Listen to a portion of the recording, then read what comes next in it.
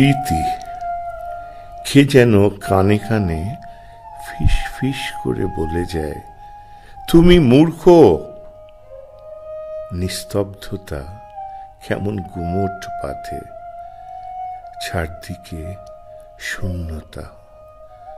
ভোর হলো, এক নতুন সকাল।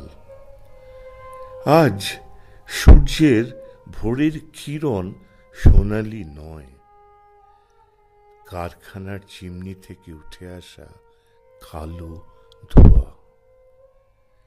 রাতে ঘুম না হওয়া ক্লান্তি, বিষাদ, অস্থিরতা। বারান্দায় এসে দাঁড়িয়ে বুক ভরে নিঃশ্বাস নিই। শ্বাসকষ্টটা ব্যঙ্গ করে বলে, কিছু লাভ নেই। আমি মুচকি হেসে বলি, আমি হারতে শিখিনি। অবাক হয়ে ভাবি, সব হারিয়ে এ কি বললাম। মনকে সান্ত্বনা দিয়ে বলি, হারিয়েছি সব আমি, কিন্তু হারিনি আমি। নাম না জানা পাখিটা আড়াল থেকে খিল খিল করে হেসে বলে, আরে যাকে সব ছেড়ে চলে গেছে সে আবার যেতে কি করে? কোনো উত্তর পাই না। তবে কি আমি হেরে গেছি?